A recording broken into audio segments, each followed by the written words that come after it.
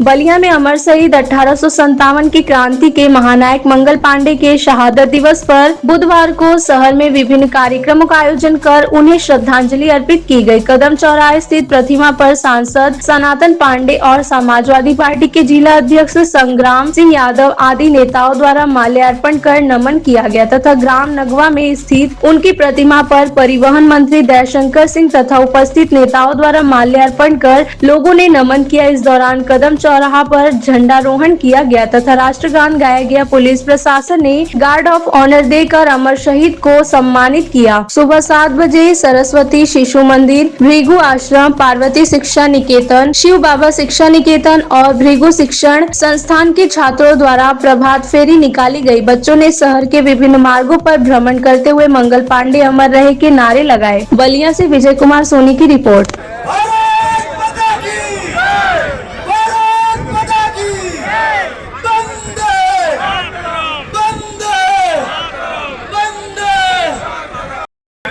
तो अभी वो चाय मंगाया था भाई प्रताप सिंह यादव जी से, इनकी जीत थी और जो भी चाय विंडो में जगा रहे तब तक एक मेरा भाई जो है दौड़े हुए गया, अरे अब क्या चीज है वहाँ ऐसे हो गया, अब तक ऐसे ऐसे हो गया भाई। तो ये इनकी जीत लेकर मैं आया यहाँ और यहाँ आने के बाद तुरंत हमको कोतवाली ले जाकर बंद करा हुआ और भाई संग्राम सिंह बराबर रहते हैं और एक भाई का स्नेह देते हैं, प्यार देते हैं। अब भाई शशिकांत जी कार्यक्रम आप बहुत बढ़िया कराते हैं। देने आए हैं और इस यहाँ पे सभी लोगों ने आदरणीय मंगल पांडे जी को अपनी श्रद्धांजलि दी और उनको नमन करने का कार्य किया।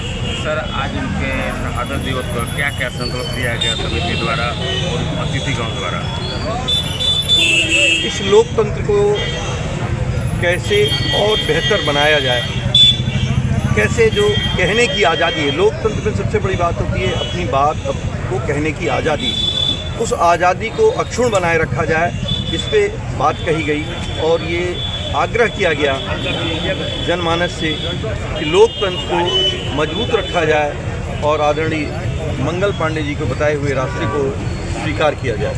सर ये बताइए सर, आज़ादी हुए 70 साल हो गए लेकिन उनके नाम पर अभी तक बलिया से कोई ट्रेन के नाम उनके नाम नहीं चलाया गया, ऐसा क्यों ऐसा देखने को मिलता है?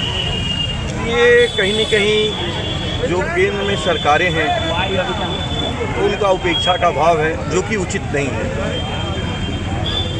और क्या कहना चाहिए सर, ये जो आपके विधानसभा लोकसभा में पांडे जी का मूर्ति लगाने की बात कही गई है, इस पर आपको क्या कहना है? नहीं, बिल्कुल लगानी चाहिए। देखिए, जो जिसने आज़ादी की लौ जलाई उसकी मूर्ति न लगना ये निंदनीय है और उनकी मूर्ति लगनी चाहिए।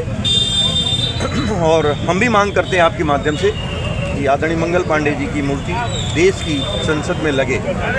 से है और वो हमेशा कुछ न कुछ करते होंगे, लेकिन हमारे उत्तर प्रदेश के माननीय परिवहन मंत्री दयाशंकर सिंह जी ने जो इसमें इसकी शोभा बढ़ाई है और जिसका महत्व बढ़ाया है, जगाया है, वो एक यूनिक है।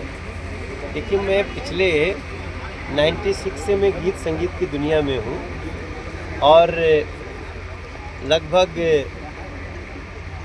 32-35 साल में हम खुद कभी नगवा नहीं है। हमको इतना अफसोस हो रहा था जब हमको दयाशंकर सिंह जी ने कहा कि मैं अफसोस, हमको ये खुशी थी कि मैं जा रहा हूँ, अफसोस ये था कि मैं अब तक क्यों नहीं गया। तो दयाशंकर जी जैसे लोग यूनिक कार्य करने के लिए ही पैदा हुए हैं धरती पर और वो अपना कार्य कर रहे हैं। आज मैं बड़ा खुश हूँ। यहाँ का जो रोमांच हम महसूस कर पा रहे हैं, यार ये वही गांव है जहाँ जन्मे एक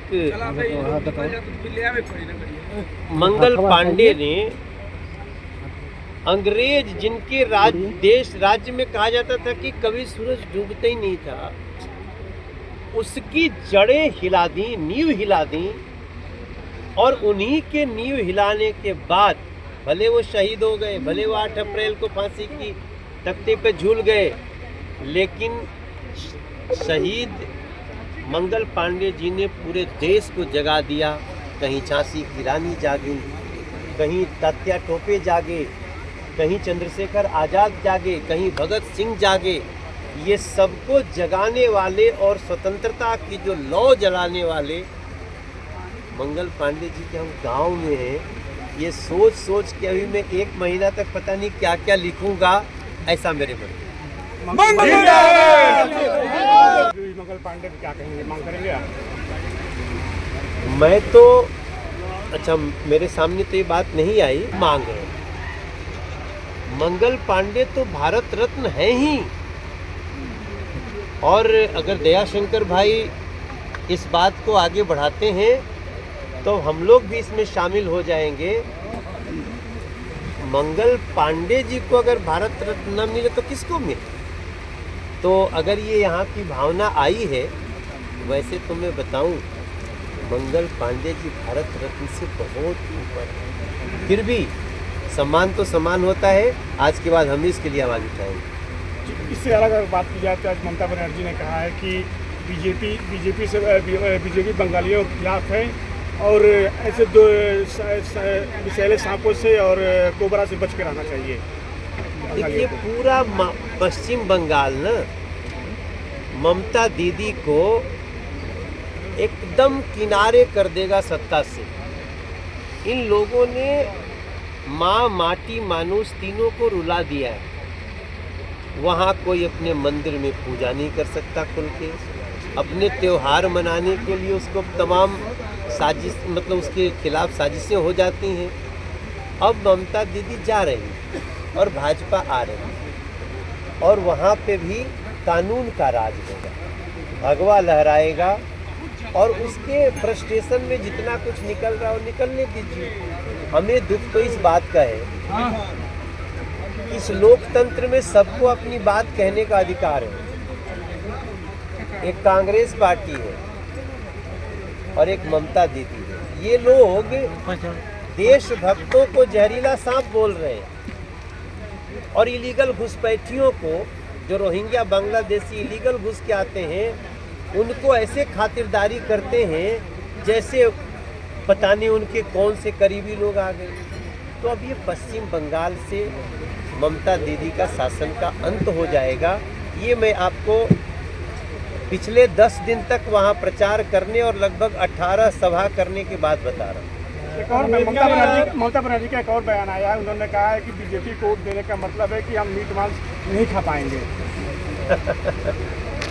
उत्तर प्रदेश में खाली शाकाहारी लोग रहते हैं क्या? उत्तर प्रदेश में किसी के खाना खाने पे प्रतिबंध है क्या? अब आप सोच लीजिए कि ऐसी उलूल जुलूल बात कौन कर सकता है? वही कर सकता है जो अभी तक इलीगल घुसपैठियों के वोट पे जीतता था।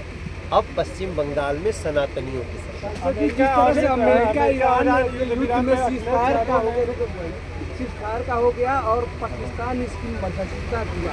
तो अखिलेश यादव का कहना है हमारी विश्व गुरु बनने का सपना देख रही है। यही एक अवसर था जो विश्व गुरु का सपना पूरा हो सकता था जब अमेरिका और ईरान के युद्ध को समझौता कर। हमारी विदेश नीति चौपट करना। अरे वो पहले समाजवादी पार्टी की नीति बना लेना, उसके बाद विदेश नीति। लेकिन देखो, ये मंगल पांडे जी की जगह है। मैं यहाँ पॉलिटिकल होना नहीं चाहता हूँ। मैं सिर्फ इतना बता रहा हूँ, भारत और भारत के प्रधानमंत्री मोदी जी ये वो पॉलिसी पे चल रहे हैं जहाँ पूरी दुनिया में हम शांति का माहौल बना रहे हैं, और ये जो कुछ भी हुआ है उसमें भारत का बहुत बड़ा रोल है। भारत का बच्चा बच्चा इस बात का गर्व करे। अब आप उस देश की बात करेंगे जिसको खुद के खाने के लाले पड़े हुए हैं। भारत की तुलना और किसी देशों से करना, ये देश में रहते हुए, मैं समझता हूँ बड़ा गुनाह है। आपके संपर्क में होंगे। अच्छा, एक सवाल आखिरी सवाल। कांग्रेस पार्टी ने हेमंत, अरे भाई, हमारे मुस्काने का मत अर्थ निकाल लेना। हर पार्टी में अपने लोग अपने अपने काम करते हैं। और किसी को लगेगा कि हमारी पार्टी से अच्छा भाजपा है तो हम उसके लिए दरवाज़ा खोल दें। अच्छा, कांग्रेस पार्टी ने हेमंत बिश्व शर्मा पर बिना शर्त माफी मांगने का वो लगाया है कि किस तरह से खड़गे को अच्छा देखिए, आरोप लगाना बहुत अच्छी बात है, हम लोग तो कुछ नहीं कहते। अब जिस पे आरोप लगेगा वो FIR करेगा, लेकिन आरोप लगा के और पता नहीं कौन दरबार में घुस जा रहे हैं लोग, ये बड़ी समस्या है। खड़गे पर आरोप लगाया कि हेमंत बिश्व शर्मा ने इस्तेमाल किया है खड़गे पर। अरे खड़गे साहब ने तो ये कह दिया कि भाजपा RSS वालों को देखते ही नमाजी उठ के मार डालें। आप बताइए, इसको कोई भी समर्थन दे सकता है? हमारी विचारधारा अलग अलग हो सकती है, लेकिन भाजपा RSS के लोगों को देखते ही नमाज छोड़ के भी मारो, मतलब कांग्रेस क्या समझती है? नमाज करने वाले लोग खाली मारने पीटने का काम करते हैं? आप खुद देख लीजिए कांग्रेस किस फ्रस्ट्रेशन के चरम पे। कांग्रेस का आरोप है कि किस तरह से खड़गे का अपमान किया है, कांग्रेस बिना शर्त उनको माफी मांगनी चाहिए हेमंत बिश्व शर्मा को। सर, हम आपसे कह रहे हैं कि कांग्रेस कह रही है हमको कि सांसद हो, विधायक हो, जहां देखो मार डालो। क्या इस देश में ये चलना चाहिए? वैसे लोग जो स्वयं दूसरे को सीधे जान से मारने के लिए एक कम्युनिटी को उकसाते हैं, किसी मुस्लिम कम्युनिटी को उकसा रहे हैं, उनके साथ कानून क्या व्यवहार करे इसका डिसाइड करे।